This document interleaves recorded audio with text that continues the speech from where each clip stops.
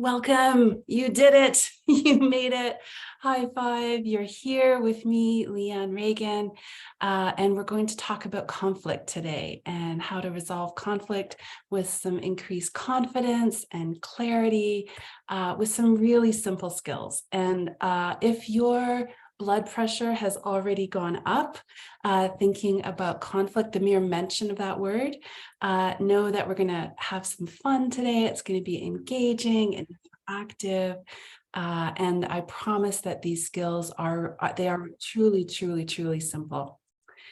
So welcome. I'm so glad you're here. My name is Leanne Reagan. I'm coming to you from Nairobi, Kenya. Hey, Shirley from Langley. So great. Genevieve is just coming in. This was the next month is the 10-year anniversary of the Roundtable. And this by far has had the largest RSVP ever. So you are in good company. Michaela, you're hearing an echo. Oh, let me know if other people are hearing an echo. And Marilyn is just joining us. So as I mentioned, next month, we're celebrating 10 years of the Roundtable. So I'll tell you more about that. I have some little surprises planned for next month. Great. Okay, so Shauna, so Michaela, if you're on two devices, sometimes that can cause, or feel free to log off and then log back in.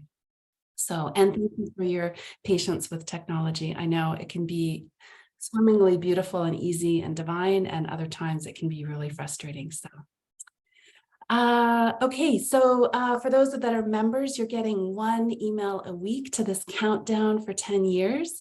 And if you're not yet a member of the Roundtable, I'll tell you more about that just before the break. Let me know in the chat, have we had the pleasure of meeting before? Let me know in the chat if you've met me, Leanne. I've got lots of folks coming in. Welcome, Carlos and Charity and Christian and G and Joaquin. By the way, if I say your name wrong, please feel free to put the proper pronunciation in the chat, or you can also DM me as well. Okay, so Giselle is new. He is new. It's your first time. Oh, it's so great. So great to have everyone here. Alphonse is coming in. Okay, so if we haven't met before, Emma, it's your first time. Jerusalem, okay, this is from Jerusalem. Emma's here first time. Lots of first timers, great. Okay, and if this is your 10th, or however you come to be here, know that you are very, very, very welcome. Particularly if this is the first time that we are meeting, these are some things about me that have little tiny stories behind them that are related to our topic at hand. So let me know in the comments which I'll just go over maybe two or so of these four. So do you want to hear the story behind Master's non-starter? Number 2, ugh, yuck, ick, blach. Number 3, personal conflict begat AA. Or number 4, criticized professional mom. So which are the two that you want to hear about? Oh, I see Theo. This is 3 and 1. I see are the first ones. Okay, so 3, personal conflict begat AA. So this is one of the skills that we're going to be talking about today. Is AA, which is not probably the AA that you're thinking about. It's a different kind of AA, but all of my work really stems from a blend of research. I really try hard to keep up with really current research from all different sources, as well as lots of experience in the ground. So I've had the privilege of working with people in and from more than 150 countries and more than 50,000 folks. So this particular tool has come from a personal conflict that I'm continuing to have. And I'll tell you more when we get to that tool. Yeah, it was really helpful when I used this tool in terms of moving the process forward. So I'll tell you what the AA stands for. If you have any guesses what the AA stands for, feel free to put it in the chat. Rania, hi, it's so nice to see you here. Welcome. And Alva, oh, so lovely. And Dao is from Myanmar. Oh, welcome, welcome. I saw someone who is here from Montreal as well. Okay, so that's a little bit about me. I really work from both a research and an informed practical on the ground. Oh, Dao, I'm just going to mute you. Just if folks can keep themselves muted. If you have a question, though, do feel free to unmute and ask it. But in the meantime, just make sure that you're muted. Dao, did you have a question? I can see you're unmuted. You unmuted yourself. Oh, okay, I'm going to mute again. But again, we're just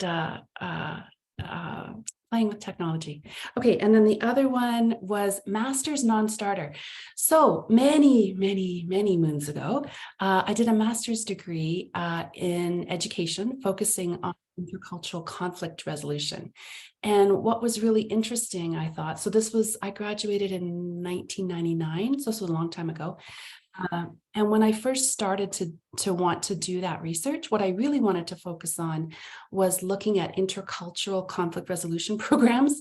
And every agency that I called said, we don't have one, we need one. Please call us when you finished your master's. So I ended up pivoting a little bit and kind of designing a lot of tools around particularly conflict resolution with a cultural focus. So that cultural focus will definitely be included today. So that's a little bit about me. The three things that I focus on in my professional life are I do lots of work with teams around working better together, focusing on conflict, culture, collaboration, creativity, all sorts of things like that. I also do a lot of work around digital engagement. And then I also work with subject matter experts to help them learn how to design and deliver really powerful, engaging learning. So, okay, so it's your turn. Put a thumbs up in the chat. Just a second here. Sorry, I can see that someone is unmuting all the time. Okay. Okay, so put a thumbs up in the chat if you are a fan of conflict. If you love to debate, put a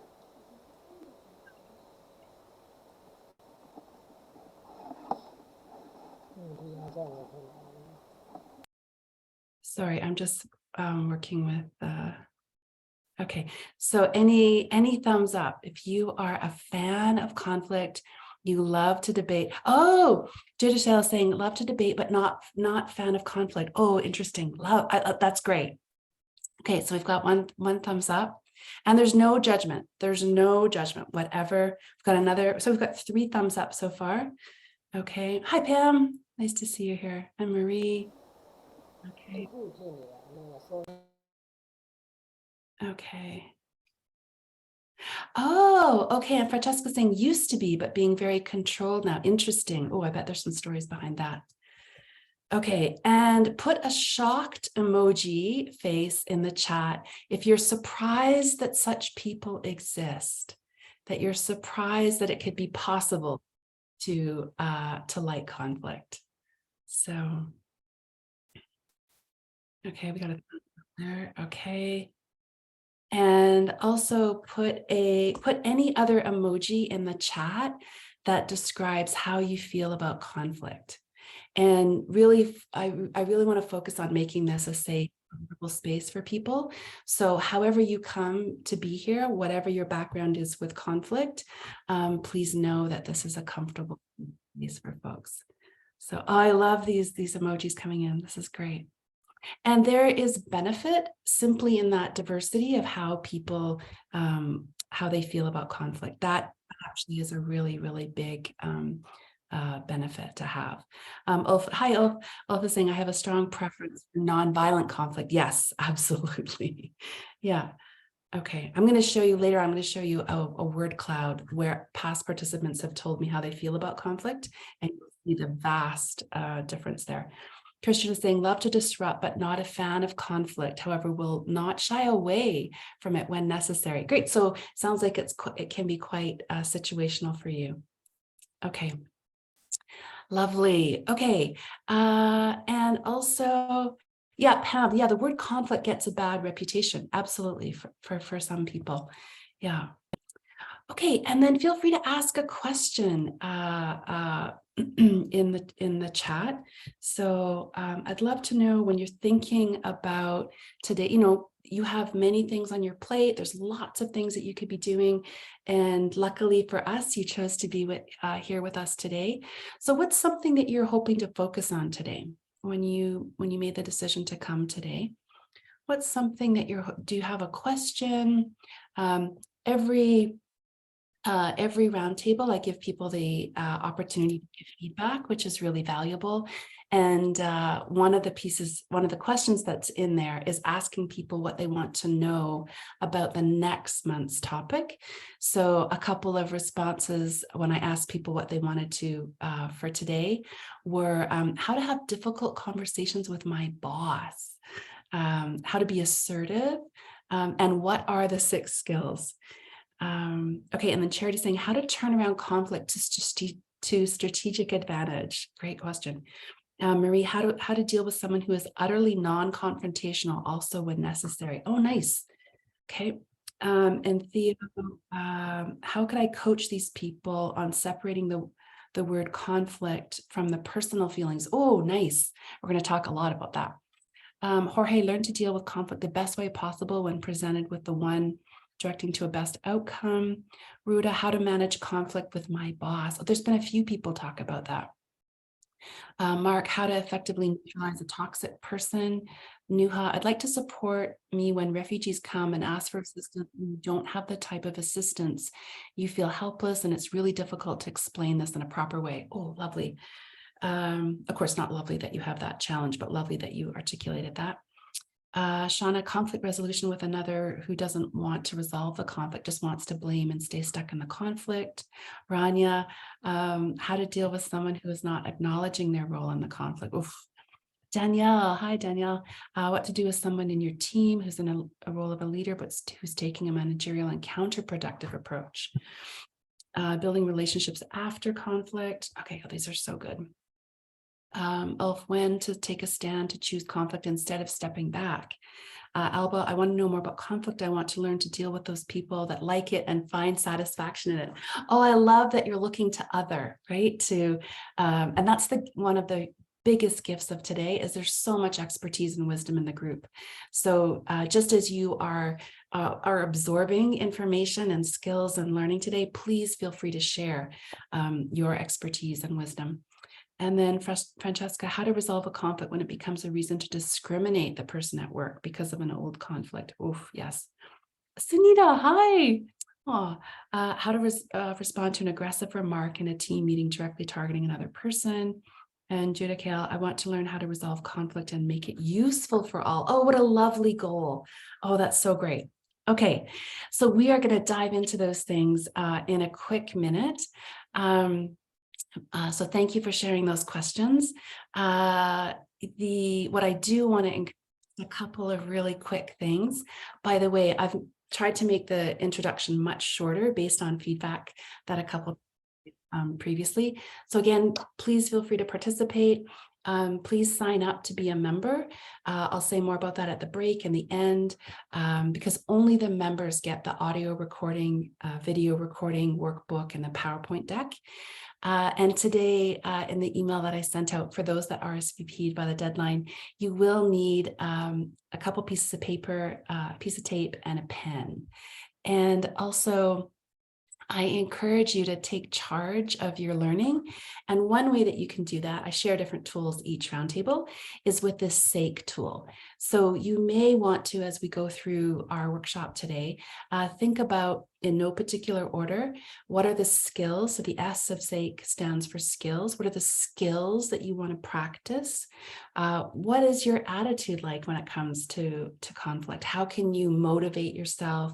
How can you connect to your vision and your values when it comes to conflict resolution? The experience piece, that's outside of our time together. So how can you practice all of these things? And then the K is knowledge. So what knowledge do you want to dive even deeper into?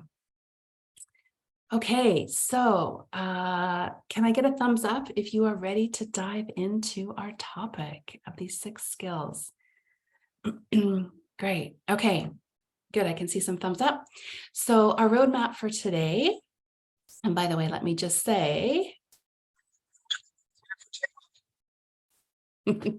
so we're going to start. I try to use a new little tool in each of the roundtables. So I'm using some fun audio clips in the roundtable today.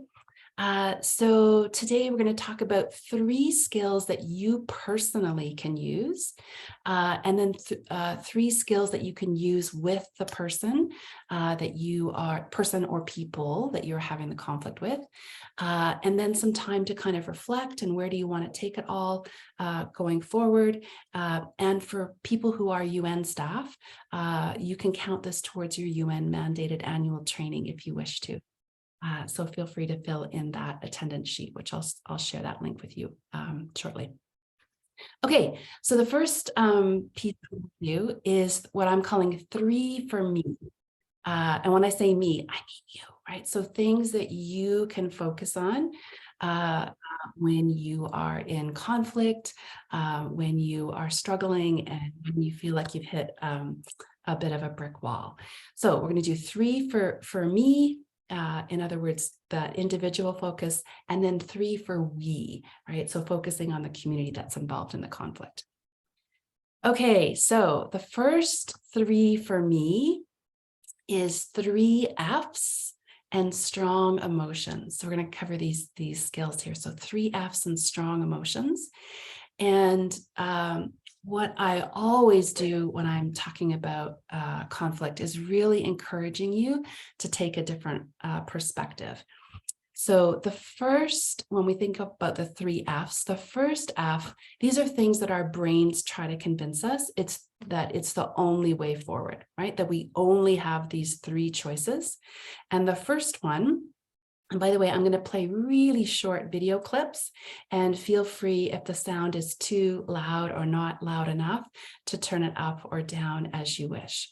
So here is the first kind of representation of our brains telling us that we've got to fight. Okay, here we go.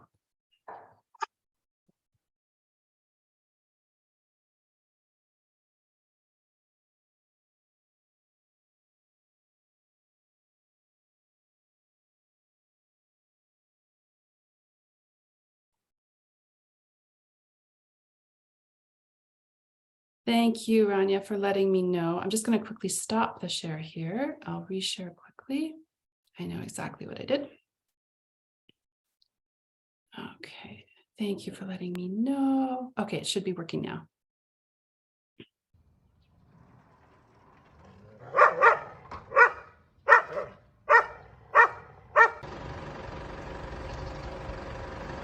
Okay, did that sound come through? Maybe I'll just replay that quickly.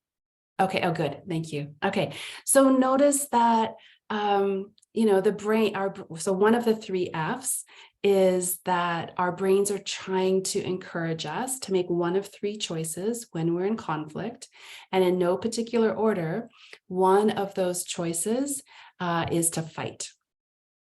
Da is saying, no matter what happens in life, keep a good heart, a heart of trust and patience. Please don't let the darkness of some people harden your heart. So no more conflict. I'm not sure whether having no more conflict is possible, but certainly the attitude that we bring to it is absolutely makes a huge difference. Okay, so the first F is our brains trying to convince us we only have 3 choices, and one of them is F. The second choice, in no particular order, is to flee. So here is a little clip about our brains trying to convince us to flee.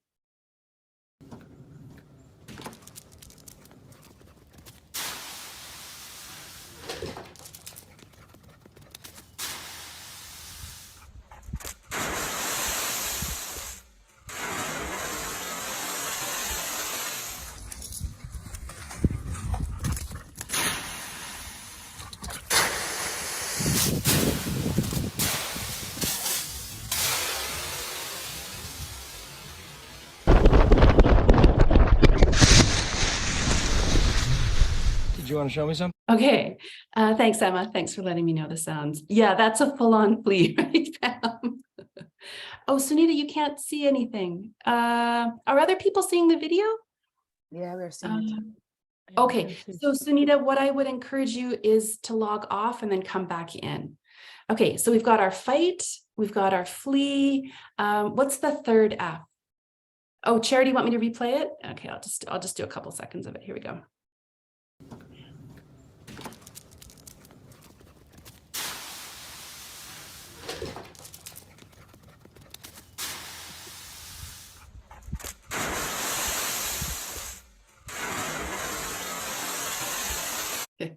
There's a whole Stella the lab. You're welcome, Charity. There's a whole in this particular case, Shauna, it is a bit of a joyous flea. So it's not necessarily representative of how we might be feeling in conflict, but definitely that message our brain is telling us to get away, get away, get away, hide, leave, run. That's a very strong message that our brain can tell us. Okay, and then thanks to Danielle, the last one is freeze. So again, when we don't examine our reactions, when we don't put the time and effort in for learning and growth, we can default to these traps that our brain are setting for us. They're trying to keep us safe, but it's only three choices, which is to fight, to flee, or to freeze. Here we go.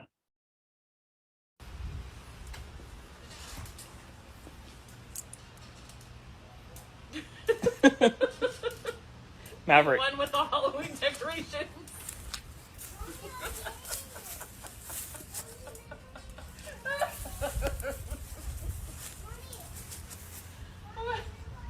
I know, baby. It's not moving at all.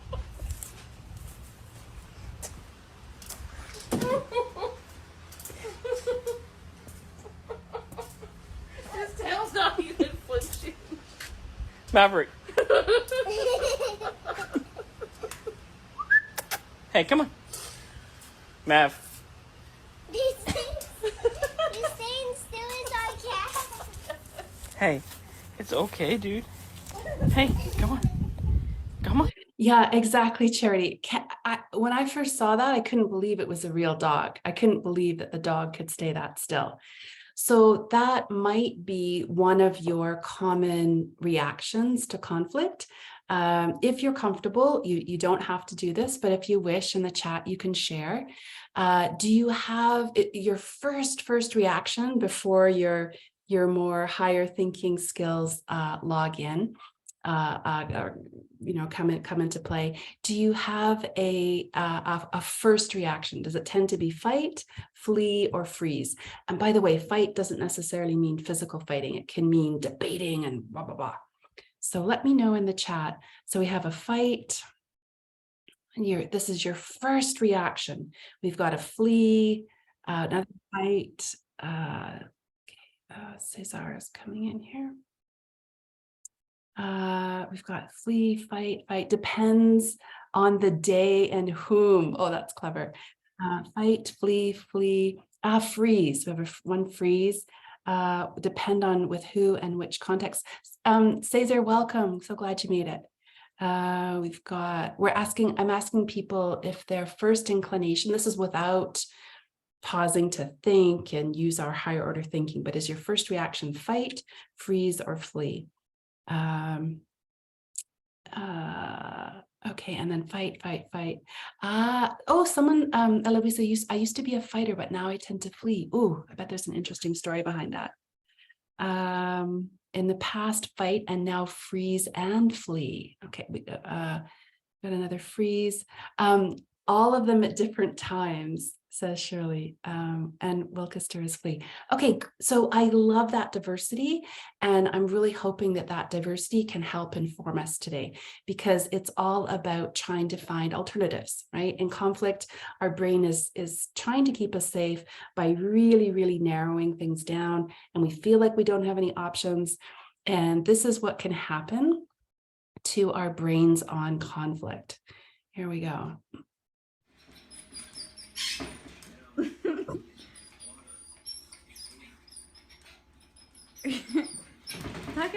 here. Come here. He's trying to jump over the gate. Come here. Come here. Come on. Come on. Come on. Come on. Come on. Tucker, get over. Look, right here. Do you think the dog gets out? Mark. Mark saying that's an intellectually challenged dog. Do you think that he or she gets out?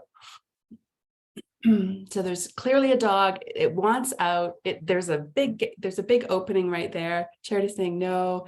Do you think the dog gets out? This is such a good representation, I think, of our brains on conflict. Not without help. Oh, good reply, Shirley. Here we go. That's right. Yay! Total confusion. Yeah. So it's too, yeah, Michaela. Yeah, it's agitated, right? So it's not thinking clearly, right?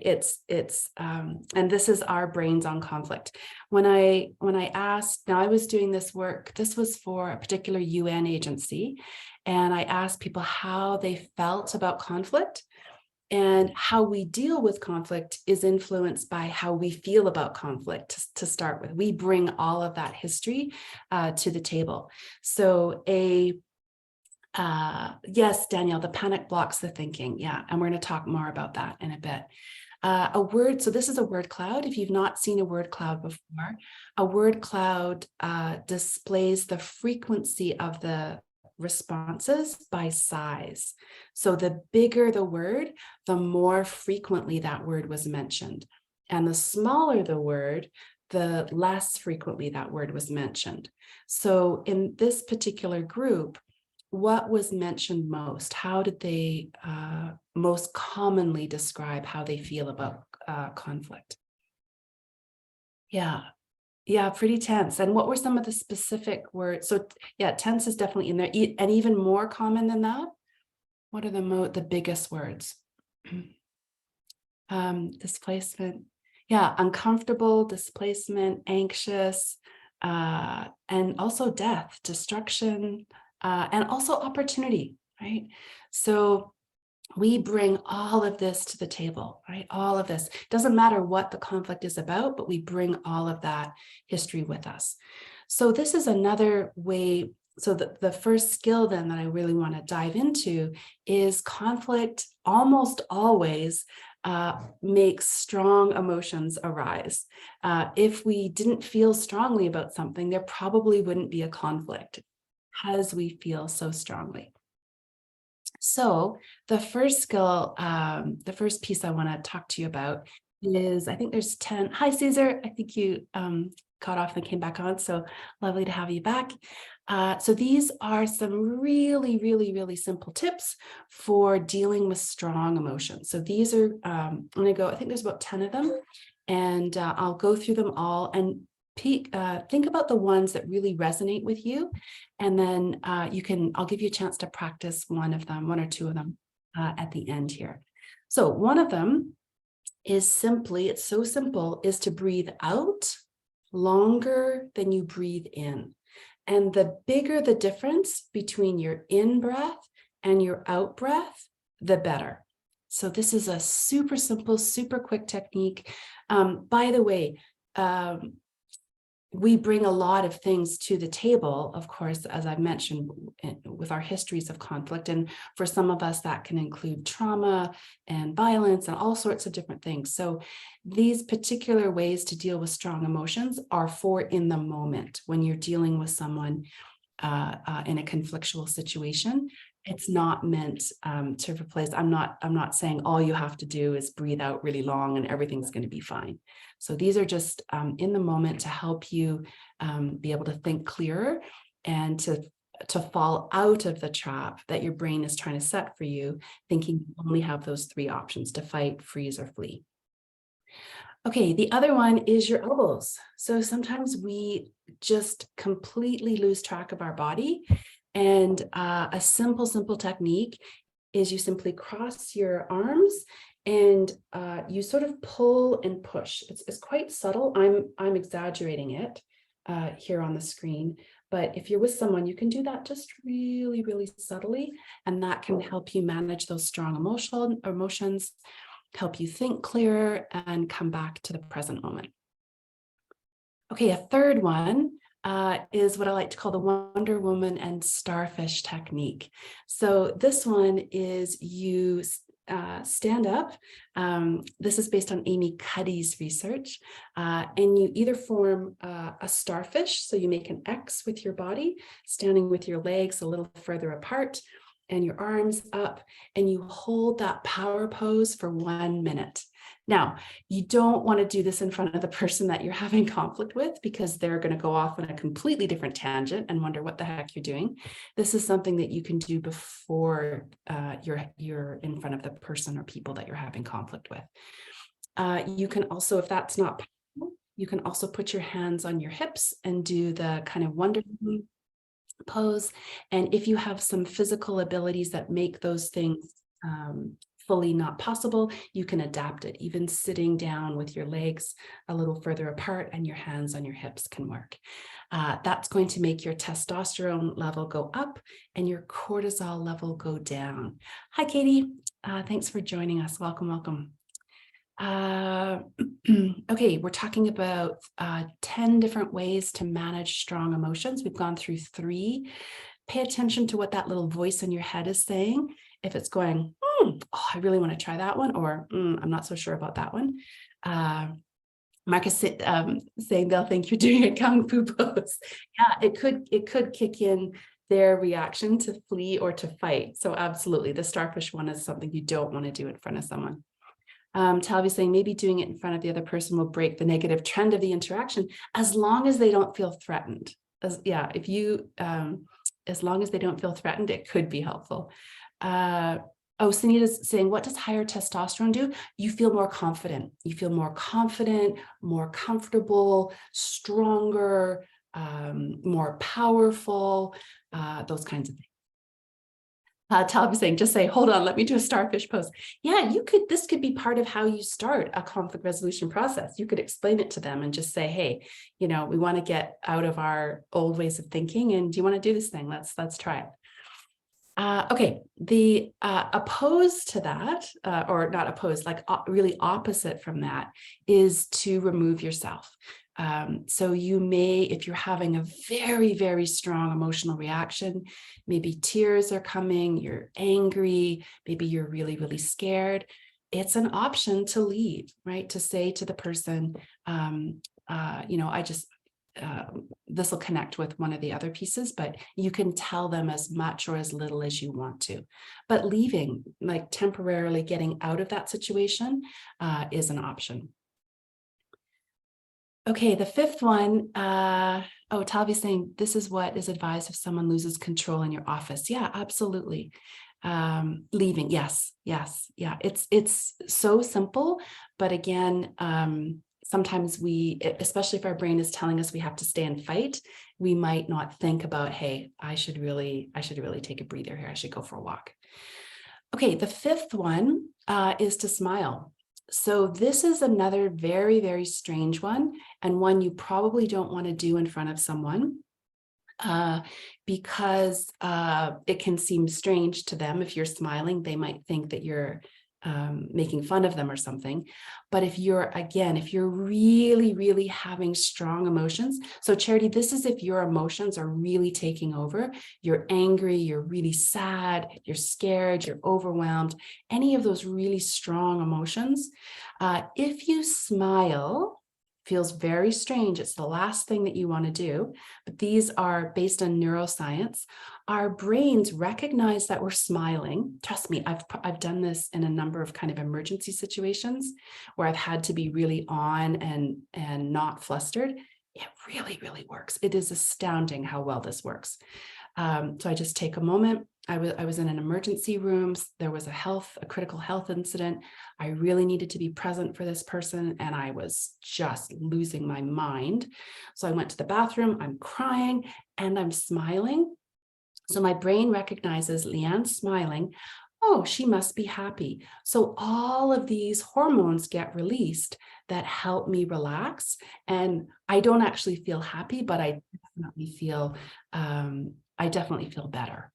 So again, it feels really, really strange, but I promise you that it works. Judith Sale saying sometimes people get upset. Yeah, so you don't want to do this in front of someone because they might think that you're teasing them, you're making fun of them.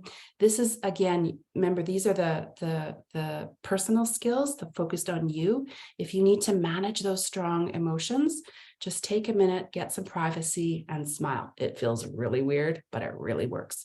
And if you combine the out breath with the smiling, I did that in the emergency room of the hospital, works super, super well. Judith saying all of these tools could be useful based on the specific situation. Yes. Padrese, hi Padrese, so nice to have you here. I use the smile, it really works. Yes. And I don't want you walking away saying, oh, Leanne said all we have to do is smile and everything's going to be okay.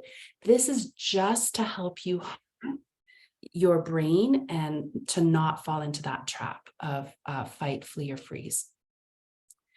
Okay, the next two, again, are really simple, like deceptively simple, is think of a new way to get home. So now, if you're working from home, it might be you might have to think of a different situation. But if you have a route that you usually travel to get from home to work, or you used to travel 2 years ago, think about a different route that you can take. And equally, so that comes from a piece of research that shows that that simple thing can help build our resilience. So it's helping us get a handle on those strong emotions, and it's actually building some resilience. Equally, the thinking of something complicated but positive, it has to be positive. And what you're doing there is you're forcing your brain to go from using the lizard part of your brain to the prefrontal cortex. You're actually changing the part of the brain that you're using. And that part of the brain is way more sophisticated. Welcome, Louise. Thanks for joining us. And that part of the brain is responsible for strategic thinking, analysis, decoding humor, interestingly enough, etc. Just make sure that it's positive. So something like, so a good example would be taking a minute out to just cool off and calm down and think about what's my purpose on the planet? What's my higher purpose, or my vision, or what are what are the things that people love the most about me? Like something complicated. A bad example would be, when is this pandemic ever going to completely end? Right? You want to think of something positive. Okay, a couple more here. Number 8, and by the way, for members, for Learning and Development Roundtable members, I'll give you that link. Part of the resources that I'll send you, I'll give you more information on these techniques. So some extra blog posts you can read if you're interested in any of these specific ones, etc. Okay, the next one, this came from a personal situation as well. I was so mad. I was so mad. I'd paid thousands of dollars for one of my children to have a very, very high level specific, very specialized doctor, see a doctor. And on the pieces of paperwork I needed to fill out for this specialist was a question about mental retardation. It actually asked about, it used that term, and I looked at the copyright and was of the document, it was from the 1970s. So Mama Bear, full on, I was so mad.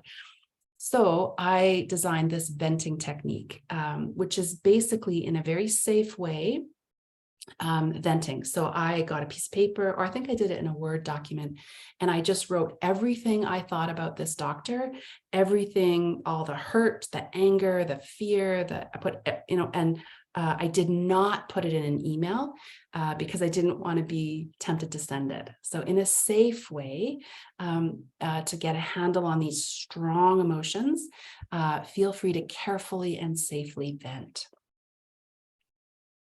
Okay, two more. Another one is aromatherapy. Now, this, again, not all of these will work for everyone. You may have some allergies that prevent this, but there are different kinds of scents that you can use to help you get a handle on these strong emotions. So lavender can help you calm down.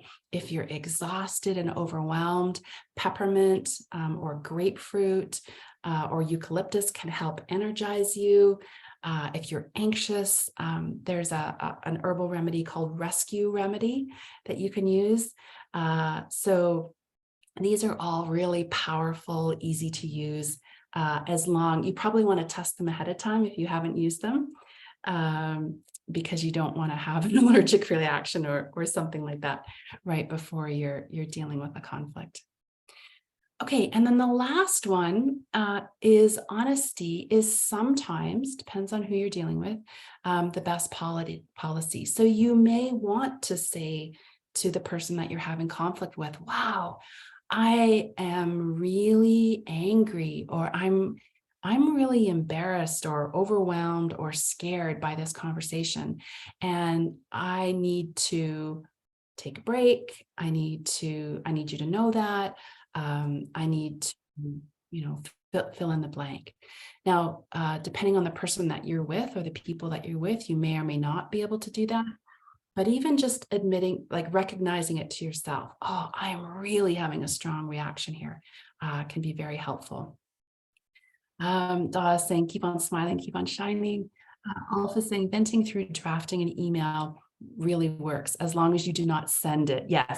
Yes. So I would recommend not writing in your email program just because you don't want to by mistake send it. So write it in Word, write it by hand, write it in a note, write it somewhere where you can't accidentally send that, because the whole purpose of venting is to just let her rip, like everything comes out. And usually if that kind of language goes to someone else, it's not going to help the conflict. It's going to make it worse. Talvi, will you talk later about crying? Though it seems a very complicated topic, given different cultural and gender interpretations and expectations and so forth, it's also a basic physiological thing, and it can change the dynamic, and it's not easy to control. Talvi, what a lovely thing to say. I'm so glad that you wrote that. As someone who cries easily, and the more that I can try, I've realized in my life, the more I try to stop crying, it does the opposite. So I would love to hear from other people. So we're at the end of these 10 quick tips here. Let me know in the comments, do you have other ones that you would add, other tips on how to deal with strong emotions? And do you have any tips around crying? I think for myself, I think number 10, if the situation, if you feel safe enough, it's a really powerful thing. And Brene Brown writes about this piece of vulnerability, vulnerability a lot, to say to someone, our conversation is really making me sad, and tears are about to fall. And I just want to let you know that I'm not really thinking clearly right now. I'm going to need a minute. I'm really, really moved. I'm feeling really emotional. That can sound very brave and very strong and very powerful.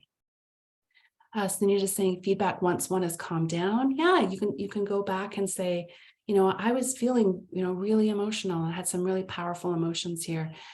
This is how I chose to deal with it. How was that for you? Jorge saying, agree with Talvi with the fact that in our UN environment, cultural differences make some of this action a bit difficult to use. Some of them, yeah, depending on your organizational culture, depending on your passport culture, all of those things will be at play.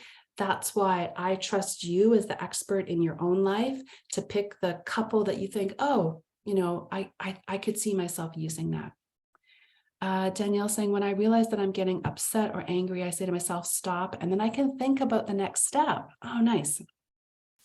Charity saying, one other mechanism, distract positively. Yeah. So number 6 and 7, that new way home and a complicated positive thought. Those are distractions, right? In addition, they're very specific distractions to get you using your prefrontal cortex. Alba saying, crying, close yourself in an office or run to the bathroom. Yeah. Rania, putting your tongue on the roof of your mouth allows you to breathe easily through the nose while keeping your mouth closed. Oh, lovely. Nuha, it will be good to have a quick walk outside the office. Yeah, if you can get outside, especially into greenery, if you can get into a forest or you know, some green space, that can really, the Japanese call that forest bathing.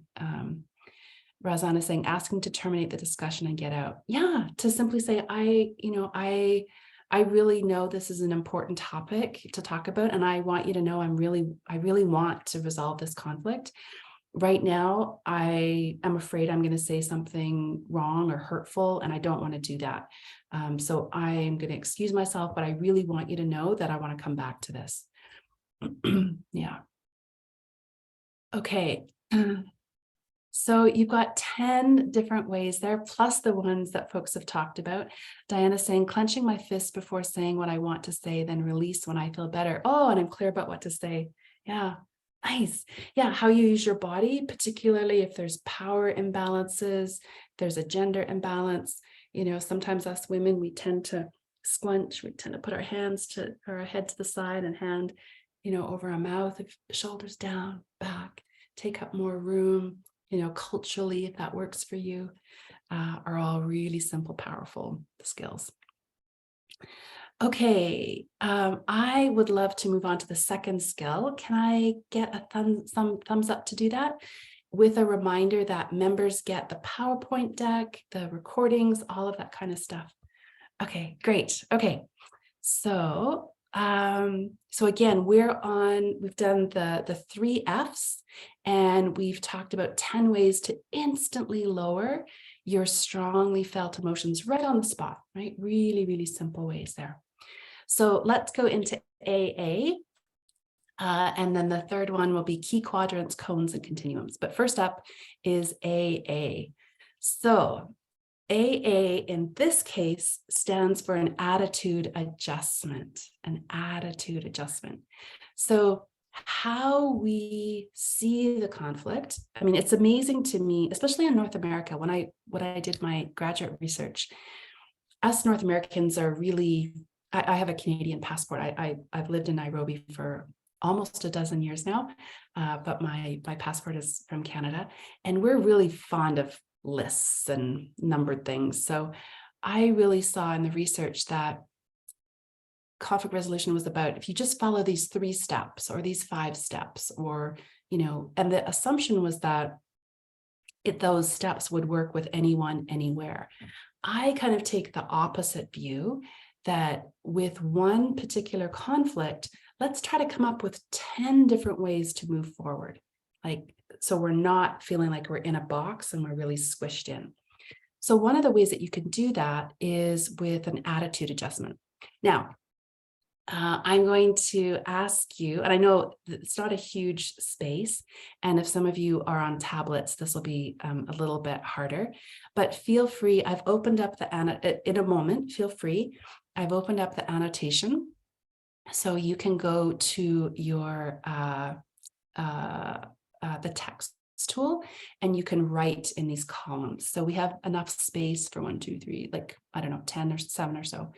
So the idea here and is in the first column, you write the thing, like just 2 words, and I'll give you some examples. Actually, I'm just going to turn the annotation off here.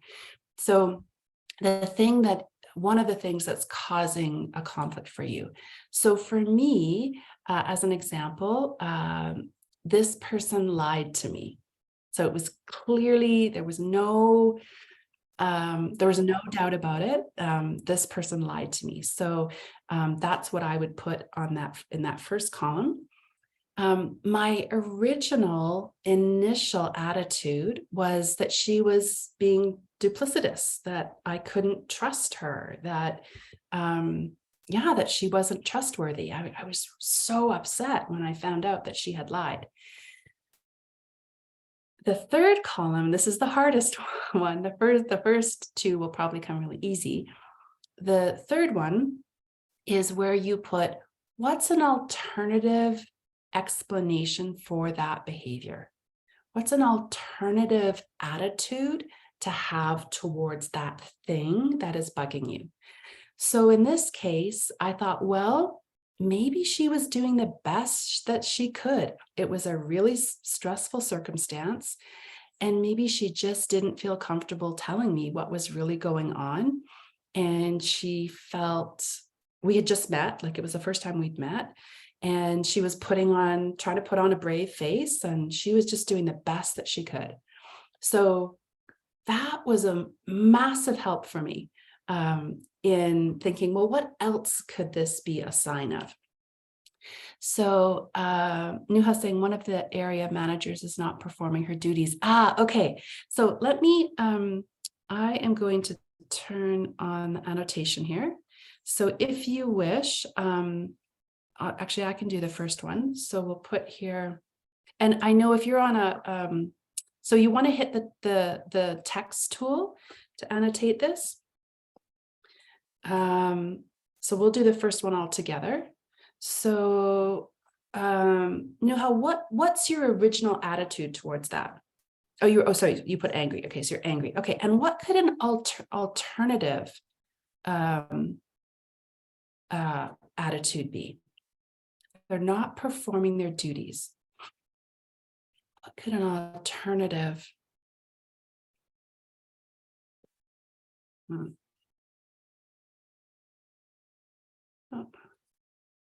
Oh, sorry. I can see that, Charity, I know you've asked for transcription, which is great. Let me just get out of, there we go. Okay, I should have, it's enabled now. I can't do it when I'm, let's get back into annotation. Hang on here.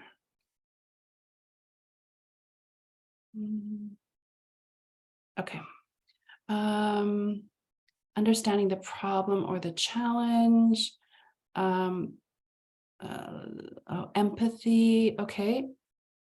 Oh, okay, Alba. Yes, maybe she's doing the best that she can do. Absolutely. So Mihaela, you're ahead of the class here. This is part of the step towards understanding the problems and the challenges. What you want to try to do is figure out what could another attitude be. Nuha, same with you, like being patient and support. You're ahead here. Let's just hold back for a sec. Yes, Rania, they could have other issues that we're not aware of.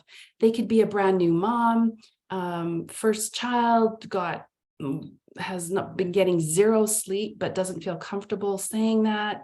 There could be massive personal issues going on at home, lots and lots and lots of things of that. Shauna, the questions, we're going to get to that as well. That's another skill, actually. You're all jumping to how do we move forward with the conflict. Remember, at this point, it's all about you as an individual. So you're not even with this person right now, right? So absolutely being curious. Yeah, so Carlos, maybe, so you could just focus on your own tasks if possible, but we're trying to focus on her. So if the conflict is she's not performing her duties, initially you get angry about that. After an attitude adjustment, you could be empathetic and curious about what's going on for her. Maybe she's super overwhelmed. It's a first-time manager, who knows? Oh, Charity, you're unable to write. So if you want to put some things there, you can put it in the chat and I can do it. But in the meantime, we've got two other examples. So for someone else, the thing that was bugging them was being dismissive. Someone was dismissive. And then their original attitude was being annoyed. And then after an attitude adjustment, so you move to problem solving, but the actual attitude, maybe this person didn't know that they were being dismissive. Maybe they have no clue, right? That maybe it's a cultural difference. So after an attitude adjustment, it could be that they just don't know that you interpreted. What else? Okay, and then another person put someone being selfish. So the original attitude was being frustrated, And after an attitude adjustment, so you could be understanding, being curious. What's another way to look at selfish behavior? It could be that the person's really competitive, right? So what I see as selfish might be someone's having fun. They think it's fun and they're being competitive. So do you see, does that make sense, folks? Do you see the difference between really trying hard to shift your attitude? You're not trying to do anything. So nothing has changed. There's no moving. You're not even with the person. You're just, it's like, oh, you're trying to do a 180 with your head. You're looking this way and you look, oh, what would the view look like if I looked from this direction? Okay. Talvi, I'm using detachment more and more. I guess, and wondering if it's healthy. I guess that's a good question to think about, how detached you are. Razan, disrespect and deception. Oh, so that's a little bit linked to the first one, my example, where this person was deceptive. And I didn't fill it in here, but I put here that another way of looking at it was she was doing the best that she could do under the circumstances. So not performing, oh, it's changed here. Yeah. Okay. Lots of great comments in the chat here. Oh, thank you, Danielle, for helping people with editing. If you're on a tablet or a phone, it's harder. So Shirley, regularly being criticized, hurt, and attacked, looking for reasons why she's like that. Yeah. Exactly. Charity, combative staff, original attitude was to dismiss them. After was to explore their standpoint and identify positive matters raised. In almost all of these, also, one of the attitude adjustments could be, what does this look like through a different cultural lens, right? Because combative, criticizing people, those are things that really shift depending on the cultural lens you're looking at. Judith, what was bugging her? Different priorities. Originally, you were annoyed. After the attitude adjustment, appreciation, exploring, re-examining direction. Oh, that's so great. I am in the middle of reading one of the upcoming, I don't have it handy, one of the upcoming roundtables I really want to do is giving and receiving feedback. It's one of the things I get from clients most often that they're really challenged by. And re-examining and exploring is a big part of that, Judith. Great. Talvi, if other people are combative, to what extent do we have to accommodate that style? If our style is not combative, we might find that type of behavior very stressful. And do we have to do all the emotional labor? Oh, good question. So part of what you want to do is apply all these different skills. So and actually everyone, you may want to do this. Think about a particular conflict in your mind and then apply each of these skills to that and see where you get to. Okay, folks, we've done the 2 of the 3 individual skills. And we have 1 more to do, and then we'll do 3 kind of me to we, will be sort of in community when we're actually working with the person or people that we have conflict with. But it's the top of the hour, so are people ready for a break? Let me know. Do you want to do 1 more skill, or would you like to have a break? So Dawes talking about leadership styles. The leadership absolutely comes into this. And Regina is saying, have empathy. Yeah. And feel what the needs of the other person. Okay, folks are saying flexible, or 1 more skill. Okay, so let's dive into 1 more skill then. So I am going to save this,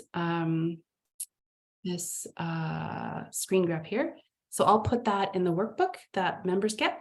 But in the meantime, let me clear it so we can move forward.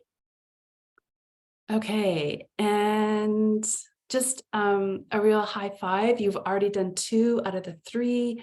Again, these are skills focused on us. We're not even talking to the person. We're not doing taking any action. It's really, really focused right now on us. So for this next exercise, and I love these roundtables because one of the things I do, I love them for many reasons, hence why I've done them for almost 10 years. But I like to try some new exercises. So you are the first people that have ever done this next exercise. So what you're going to need is a piece of paper. So A4 or 8 by 10, and a piece of tape. So feel free to grab that. And then I'd like you to roll your piece of paper, and I'm doing it live here, into a cone.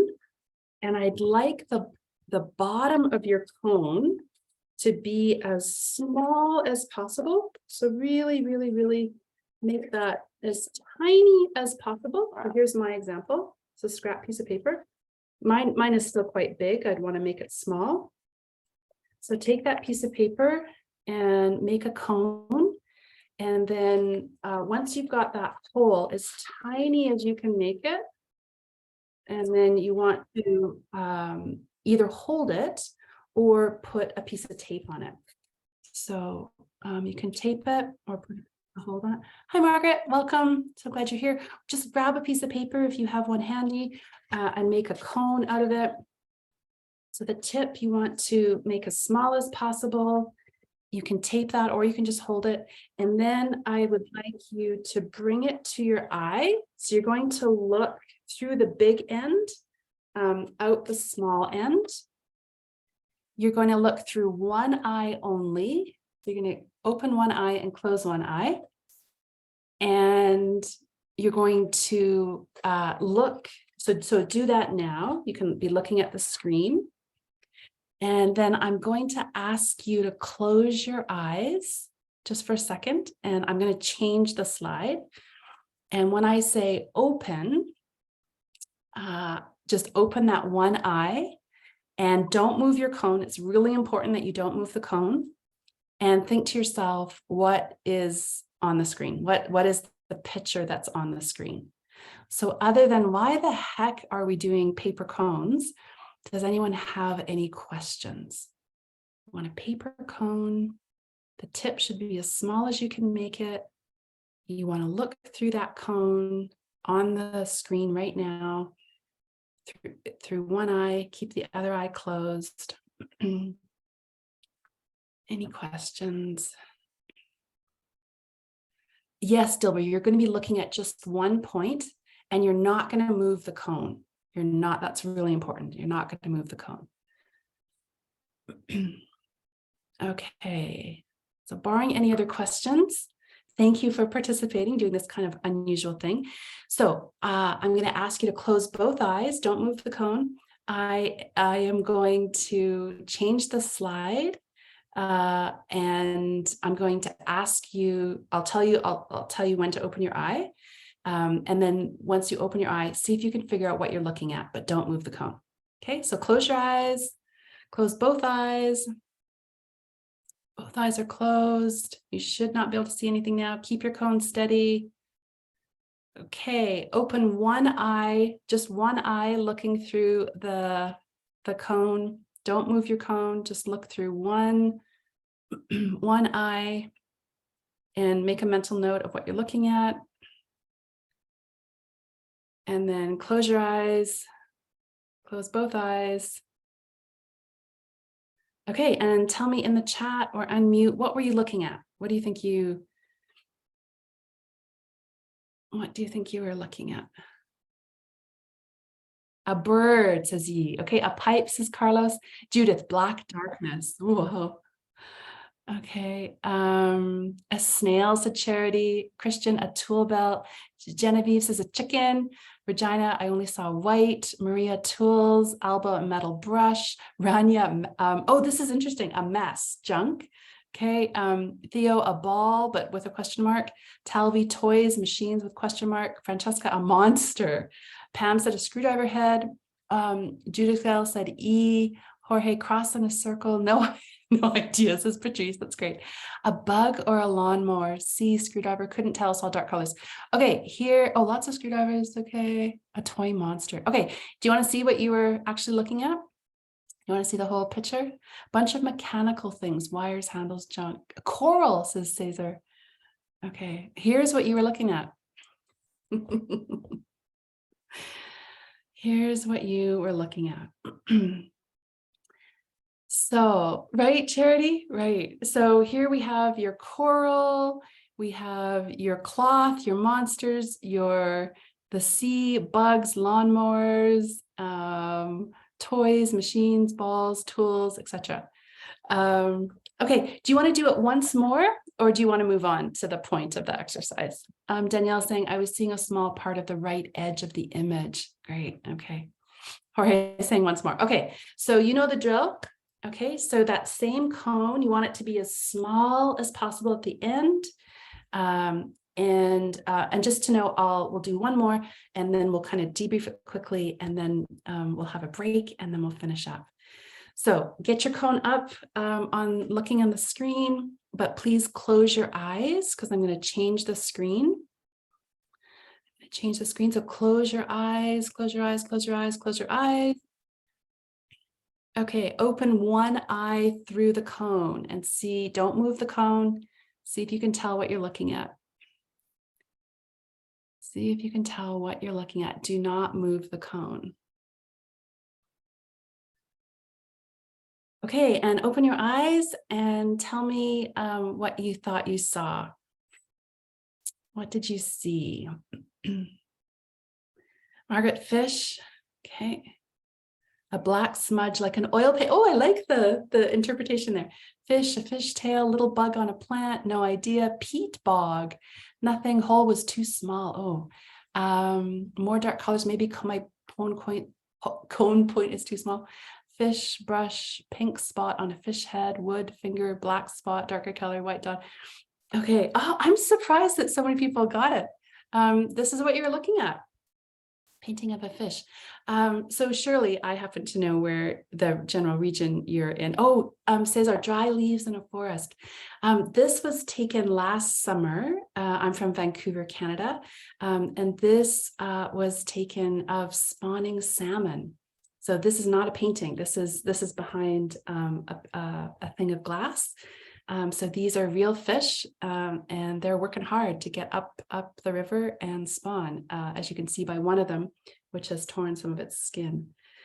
So the point here, of course, is that in conflict, our brains are really trying to convince us we only have three options: fight, flee, or freeze. And when we have only those three options, we're not making good choices.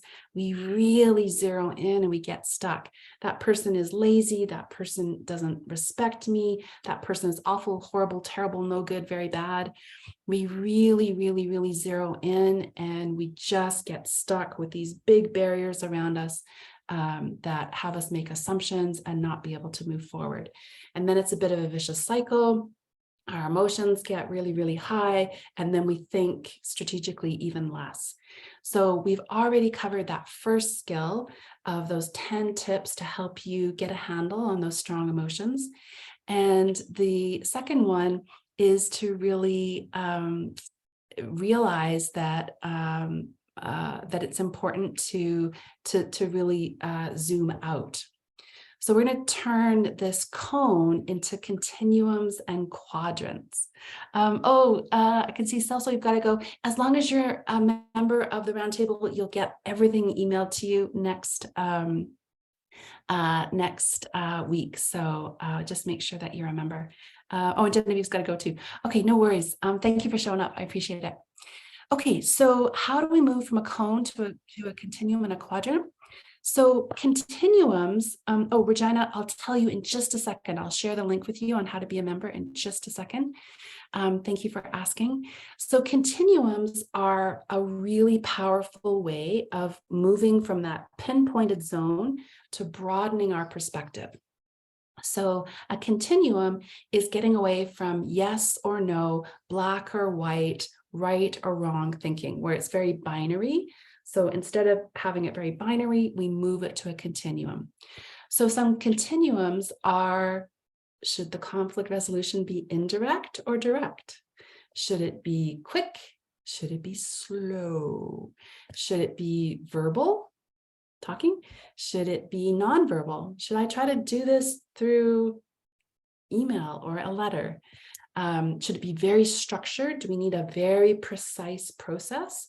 Or can we use a very flexible process?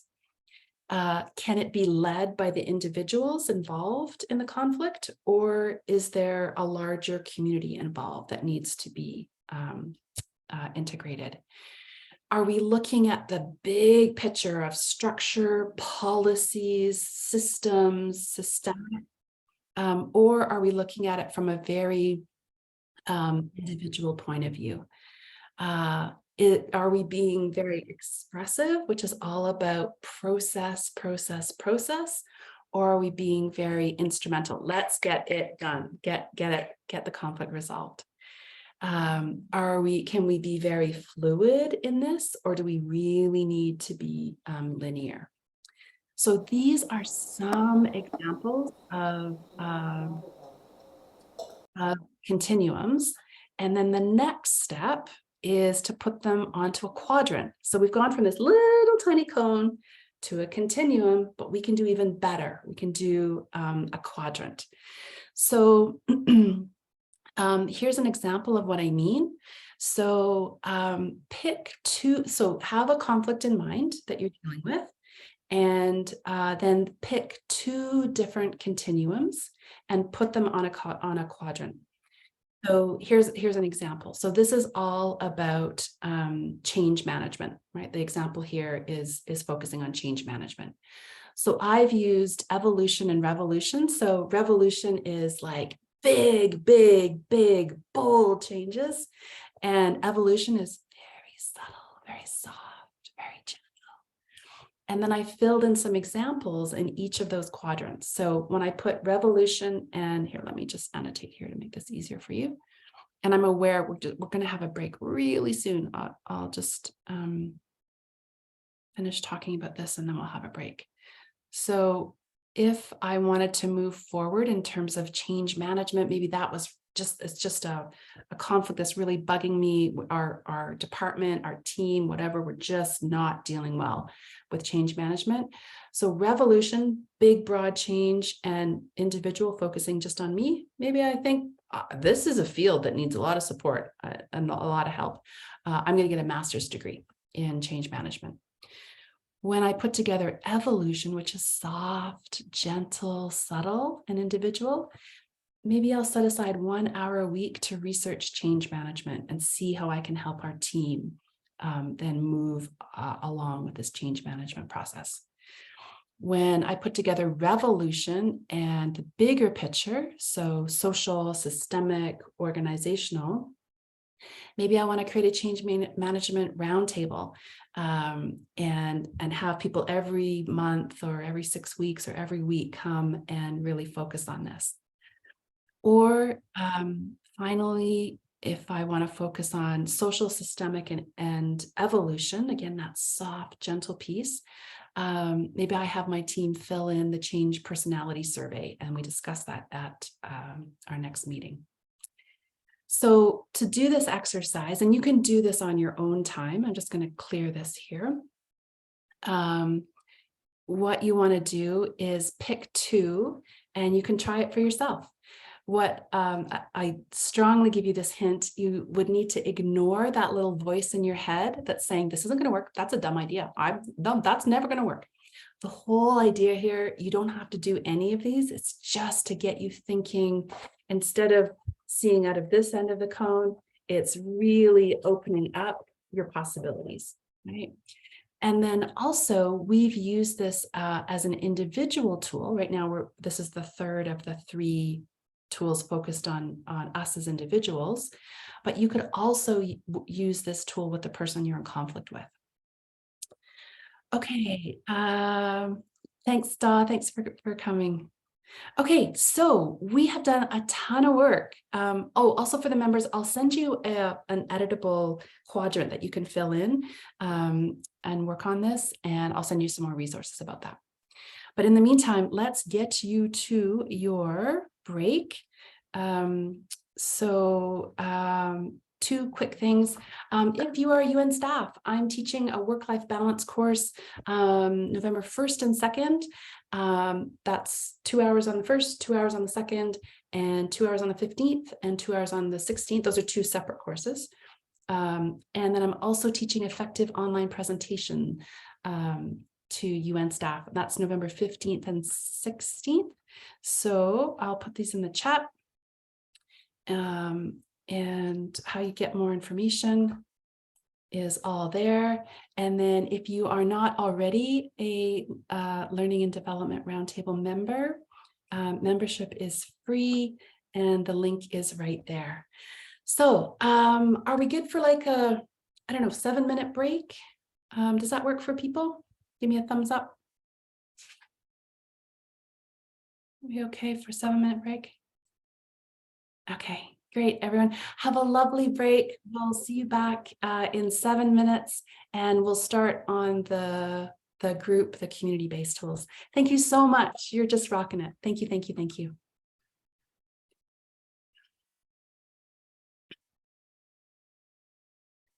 Okay, so just a reminder, if you do decide to become a member, and we'll get that link sorted, I don't know what's going on there, you get access to the PowerPoint, the audio recording, the video recording, the workbook, and all 10 years of roundtables. So we have done the first 3 skills, the 3 for me, like me as an individual. And let's continue on for 3 for we. All right. Okay, so we're going to talk about one of the most easiest, most overlooked skills. Oh, Patrice, yeah, so the link that you've just shared is the introduction to the roundtable. And in that page, there should be a link to join. But I'm just not sure if that link is working for some weird reason. So at any rate, we will. Oh, good. Yay. Oh, good. Oh, fantastic. Okay. I did that on purpose. We did good conflict resolution. You were practicing critical thinking, and there we go. Okay, so we're going to do one of the easiest, most overlooked skills, my above or below tool that will probably surprise you. And then you're going to learn how to massage amygdalas. So one of the most overlooked, easiest skills with conflict, managing conflict and conflict resolution, what do you think it is? What is one of the easiest, most overlooked skills when it comes to conflict resolution? Listening, yeah, Marie, for sure. Communication, empathy, folks are saying, yeah. Those are all really good. Not rushing things, communication, words, accepting the others. Ah, Charity, you got it. It's actually asking questions. And those other ones are important too, of course, the respect. Lots of people have said things like communication.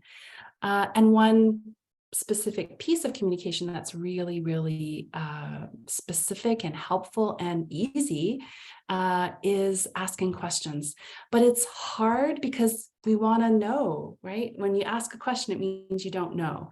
So sometimes we tend to not ask questions because we don't want to appear foolish. We don't want to seem like we don't know stuff, etc. So originally I was going to divide you up into small, well, actually, maybe, yeah, let's still do it. We'll do it just really, we'll just spend a couple of minutes. So in a moment, I'll put you into small groups, and you'll be in groups of 3-ish, and you'll probably have time just for one person. So have one person describe a conflict that they're facing. And please just keep it really, really, really quick, like 30 seconds max, or like 15 seconds to describe it, because that's not the point. You just want to get that conflict out. What is the point is that the others are to ask you as many questions as possible. And the wilder, the better. Okay, you don't have to answer, and you shouldn't answer the questions, but just keep note of them. Keep track of them, and count the number of questions that you were able to ask. Okay, so count the number of questions that you were able to ask. So to repeat, I'm going to put you in small groups for like 5 minutes. It'll be very, very brief, and have one person very briefly explain a conflict, and then the other 2 people in the group, your job, maybe I'll do groups of 4, is to ask them as many questions as possible. Do not answer the questions. You just want to exercise that muscle of asking questions. Any questions about the task before I put you into small groups? So you just ask questions, but they are not answered, those questions. Correct. And keep track of how many questions you ask, because I'll ask you to report back that number in the large group. Okay, so welcome back to the large group, everyone. How many questions did you? Nuna, I'm just going to meet you there. There's some feedback. How many questions did you get a chance to ask? How many questions? 9. Great. In my All group, three. 22. Woohoo! Sweet. What about some other groups? 14, 17, 8 questions. Oh, this is great. Okay. Nuha around 14, Dilber 7. Lovely. Around 6. Nice. Christiana, that's a great answer. Sorry, didn't count, but lots. Fantastic. Yeah, I mean, the research really shows that, and Ruth is saying 7, fantastic, that it's one of the most overlooked skills is just asking questions. So I have over the years compiled, I think I have 100 or 200 questions now at least. So I'll send all of those questions out to the members. So you can, and of course, not every question is going to work for every conflict, but there's a lot of times where these questions can kind of stimulate your thinking. Also, there are questions you can ask yourself and questions you can ask the person or the people that you're in conflict with. Yeah, tons of questions, Shirley. Yeah, and one of my favorites is there a conflict? That was someone's question one time, and I thought, oh, because we assume that the other person knows that there's a conflict. So that's one of my all-time favorite. Is there a conflict? Okay, my friends and colleagues, you've done 3 of the individual skills, like really zeroing in on you and how you can be at your best to be of service and work through a conflict. And we've just done 1 of 3 skills for actually now working with the person or the people that you have conflict with. So the first one, of course, was the questions. The second one is this tool here, which I will share with you. So feel free to click on the link. I will bring that up on my screen in just a second, but while you're waiting, feel free to click on this. By the way, if you have done another roundtable, some of these, this particular tool, I think I used 1 or 2 months ago. So some of you, it might be, you've seen it before. Okay, here we go.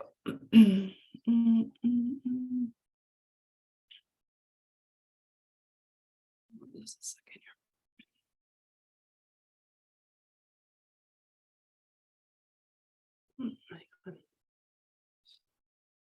Sorry, this is just taking me. I can see that some of you are coming in, which is great. So the important thing here is to claim a row and put your name, but do not put your actual name. So in row 10, or maybe did I freeze row 10? I can't remember. I've frozen some of these rows. So claim a row. And I want you to imagine that you've just met someone for 5 minutes. This is someone you've never met before. You've known them for only 5 minutes max, and go through these different things starting on row 11. So with personal space, if this is something that you could know about that person within 5 minutes, then use the pull down menu and click above. If this is something that you couldn't know, or typically you wouldn't know about the person, then put your, in the pull down menu, put below. So I am just going to pause the recording. Oh, Francesca, and so you have to be at least the top part, for those of you with the link, the first 9 rows are not editable, but the rows down below are. So these things that you were looking at, I mentioned at the beginning, are that my fascination with intercultural things. So this is actually an iceberg that you've been playing with. The idea of an iceberg is that only 10% of an iceberg is visible above the water, and the other 90% is below the water. So it is with culture. And I would argue that it's even way less than 10%. So of those items that you were marking, there's 22. So technically only 2.2, or say, let's just say 2, would be above. And the other ones were actually, we just can't know that. But we tend to make a lot of assumptions and guesses, and our brains don't like to be uncertain. We don't like ambiguity. So this second tool here is to really think about culture and what role is culture playing in the conflict. So what role of culture is playing in the conflict? I know that we are towards the end of our time here. We do have one more skill, but I wanted to open it up. Any comments or questions about that? That was a real quick kind of brief overview. I'll send some more information to the members about this tool. But the real takeaway is what role is culture playing? So if there's a gender difference, an age difference, an ethnicity difference, difference in literacy, in sexual orientation, all of those kinds of things, you have an intercultural conflict. So my conflicts with my kids are automatically intercultural because we are different genders and we're different generations. Okay, comments, questions before we move on to the last skill you've done. Judicael, did you have a comment or a question? Yes, one comment, not question, but I think when it's happened that we have a cultural conflict, one thing that I would like you advise us about is at which moment should we try to solve this? Because most of the time it can happen that people involved in this conflict doesn't want to discuss about it. Because they don't see it like a conflict. Everyone want to have the reason, and especially when it's come to conflict of generation, old people don't consider that the kids doesn't have the right sometimes to request some aspect or to request something specifically. So I think maybe it would be good if you have any advice, any tips to provide us on how to deal with this type of contest or situation. Yeah, great question. And we could do a whole roundtable just on that. I will send a bunch of other resources to members so you can watch for those. But I'm so glad you asked that. The simplest thing is I would bring you back to asking questions. So in that list of questions that I'll send out to members, there's a whole bunch in there that have culture at their center. So things like how, and people often have more than one culture, right? You can have your passport culture, your team culture, your organizational culture, all of, and some people have 4 passports. So you could do something as simple as, how does conflict tend to get dealt with in your culture? I'd love to know. Can you talk about that to me? Like that will really, that's a really nice, gentle kind of opening, right? Because you can cause more culture just by what you're wearing or not wearing, or we can really exacerbate conflict with cultural issues. So asking questions about the cultural influences on conflict resolution is a great place to start.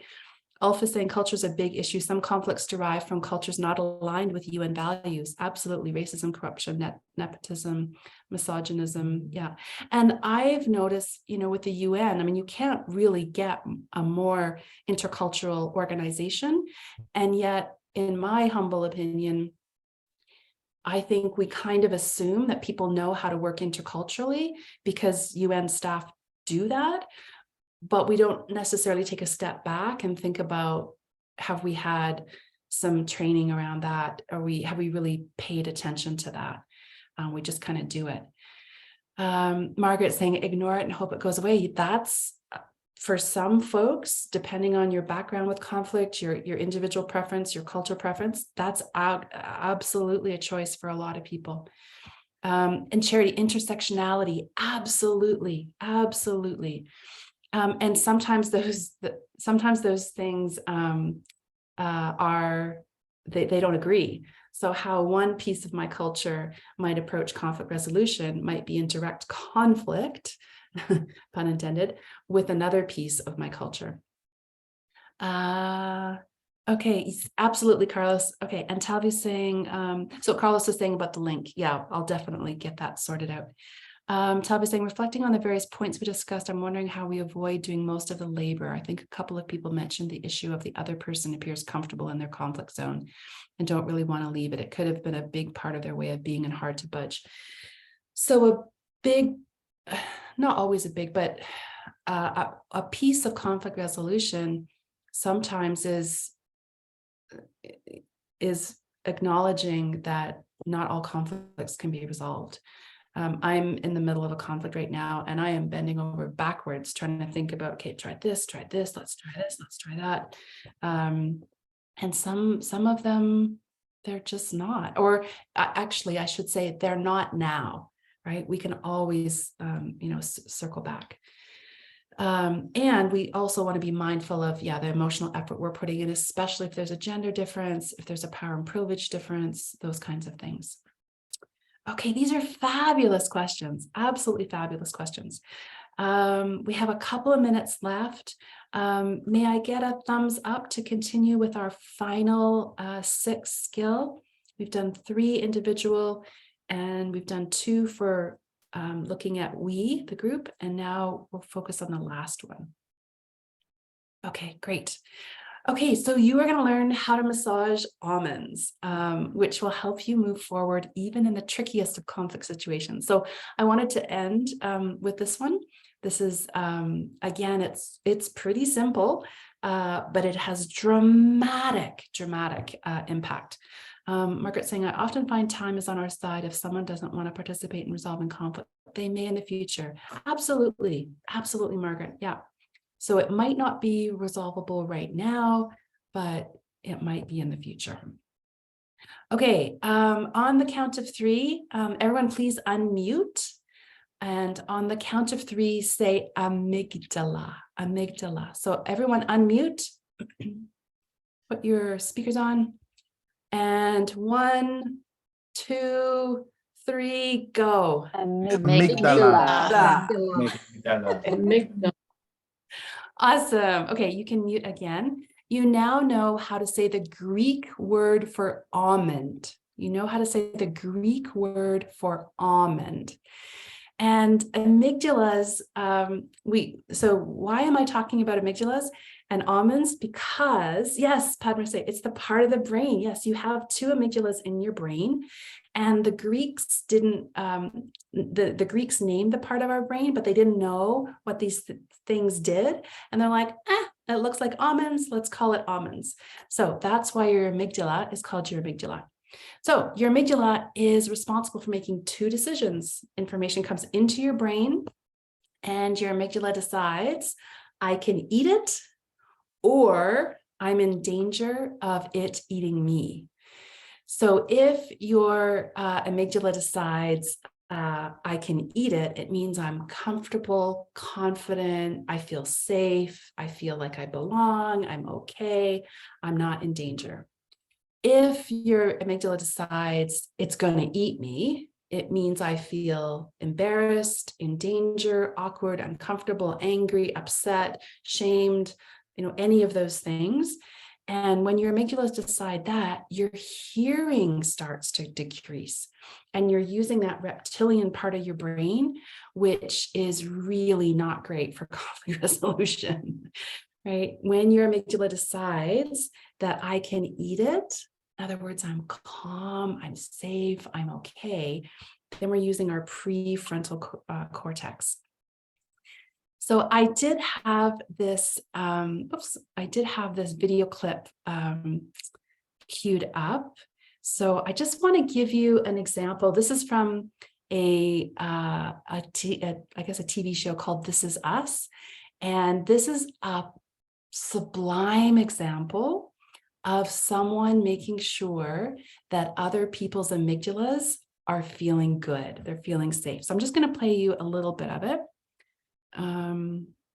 Just see here. Okay, so I'll give you the context.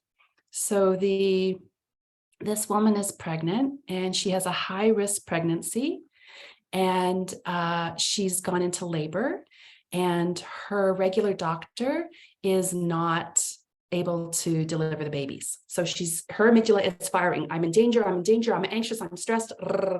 Watch what the doctor does here. But you can call me Doc or Dr. K, which is what most people choose to do because it's folksy. So you work with Dr. Schneider? Take a breath for me, dear. Deep breath now. There you go. All right, you relaxed? Good, good, good. Dr. Schneider's appendix burst an hour ago. He just went into surgery. No. Oh, gosh, no, I need Dr. Schneider because he knows it. Between his screams of agony, Schneider brought me up to speed on everything concerning your case. I know all about these triplets, and I know that this is a high-risk pregnancy, but everything's going to be all right. This is some kind of bad joke, right? It is not, unfortunately. Now, sweetheart, I'm going to get straight to your first concern. Look at me now. Look at me. You see me? I am 73 years old. You know what that means, don't you? No. That means I don't run wind sprints as fast as I used to. But my faculties are otherwise completely intact. There are days that I wish they weren't, because then I would retire and spend my remaining days doing something more glamorous than pulling 8-pound objects out of women's vaginas. But until that time, I keep showing up here every day. All right? I'm also aware that I'm a complete stranger to you. And this is the biggest moment of your life. Yeah. All right? Yeah. Honey, listen to me. I am the best of the best. And I swear to you on the lives of my children and my grandchildren that I am up to the task. All right? Okay. All right. Thank you. All right. Good. Now, which one of you is pregnant? Now that was a bad joke. But you just continue to take those deep breaths. Okay, so I think that's just such a, now he did use some terms that you may, in terms of gender, may take issue with, his terms of endearment. But think about what he did to help her amygdala relax, right? So he used humor. Let me know in the chat. So Jorge, he talked about his confidence. He was really confident. He said, I'm the best of the best. He talked about his age. So Alba, you said an amazing technique. So let us know, like, what did you find amazing? Like what did he do to relax her? Charity, I swear on my life and that of my children. So building trust, honesty, being vulnerable, being open. Roseanne, what did he do to make her trust him? Veronica, he was very calm. Exactly. He talked relatively slowly, calmly, etc. Good eye contact, Margaret. Yes. But the approach could be used with different words depending on the person or the situation. Yes. Surely the volume stayed the same. He showed how experienced he was, etc. Exactly. Judica is saying, asked her to breathe, being calm, providing information on him and his skills. He acknowledged, Patrice, he acknowledged how she was feeling. Yes. Ulf, humor goes a long way. Yes, as long as it's making fun with, not fun of. Alba, he gave her a confirmation that he knows everything about her case. Yes, I've been briefed. I know this is not a perfect situation, but the other doctor told me all about your case. Exactly. Rani, he asked her to look him in the eye. Oh, the end joke was hilarious. Yeah, exactly. So I invite you to think about what can you do to massage your amygdala and the amygdalas of the people that you're working with in conflict. Because if someone's brain, if the amygdala is fired up, by the way, the almonds then get to be the size of walnuts. And remember, hearing decreases, we're not using our prefrontal cortex. Our brain is tricking us into we can only fight, flee, or freeze. So as you go forward with all of these skills that you've added to your already full toolkit, you already know a lot about conflict resolution. Think about filling in that worksheet there for everyone's benefit. There's 2 columns. I've given you the link. If your future self is watching this now, the link will be down below. And you can add those ideas to that document. And then if you want to, you can come back to it when you're feeling a need to find some ways to massage your amygdala or someone else's. Jorge saying he addressed his primary concern. Mary Lean said he does not minimize the situation. Oh, good one. And takes full facts of the reality on the crisis going on for the woman. Yeah, exactly. He doesn't minimize. He doesn't belittle. He doesn't, yeah. And Ulf can't fill in, but stay calm, stays. Oh, really? Oh, so the top part of the form is frozen, but you should be able to fill in the columns. Okay, so we're just at the top of the hour, so I'm just going to take a quick minute and finish up. You did a ton of work. I'm just so pleased that that you're here. I want to leave you with a couple of quick slides here, and I'll start off with a riddle. So imagine there's a black car. The car has no headlights on. There's no street lights. There's no moon, and a black cat crosses the street that the driver of the car is able to see. How did that happen? There's no moon, there's no street lights, there's no headlights on the car. How did that happen? Any guesses? So Alba, the eyes, yeah. Oh, the eyes of the cat. Oh, so there was nothing to reflect. That's a great guess. There was nothing to reflect the eyes of the cat. So good guess. Any other guesses? Instinct, intuition. The cat was the driver. That's so good. That's so good. So what I want to leave you with is there's always, our brain tries to convince us that to fight, flee, freeze, and there's only one way, and I'm right and you're wrong, and I'm good and you're bad, and this binary thinking. But there are 52 ways at least to move through a conflict. And this is hopefully for you have been all about looking at alternatives. And in this case, it is literally unveiling an assumption. Are you ready? Drum roll for the answer. It was daylight. It wasn't dark, so it's super easy for the driver to see the cat. So just as with conflict though, right, I make that point because we get stuck in these ruts. So thank you for getting out of those ruts and being committed to that, to your learning. Please think about curating your learning. I talked about that SAKE tool. What are the skills, the attitude, the knowledge, the experience that you want to continue to deepen? And then practice. Ask questions, identify cultural influences, adjust your attitude, massage almonds, et cetera.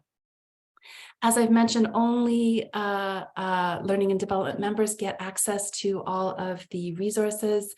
So I will get that link working, and then I will send the resources out. I usually send them out on a Monday. And also, I don't think Karina's on the call today, but I do ask you to fill in a feedback sheet.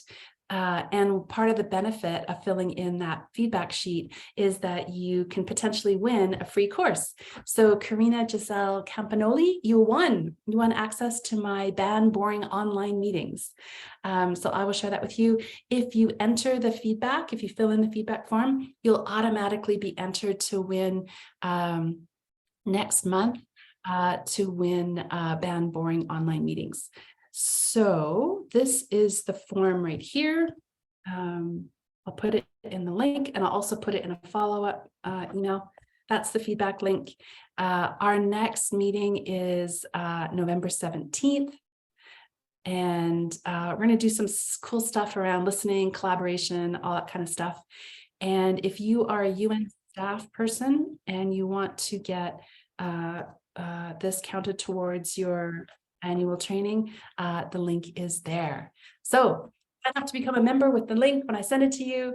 Then you get all the resources. And if you want some more support for your team around team building, tech tools, and training of trainers, please don't hesitate to reach out. Thank you so much. You rock. I'm so delighted that you showed up. Stay safe, stay well, and stay learning. Thanks, everyone. Thank you. Thank you so much.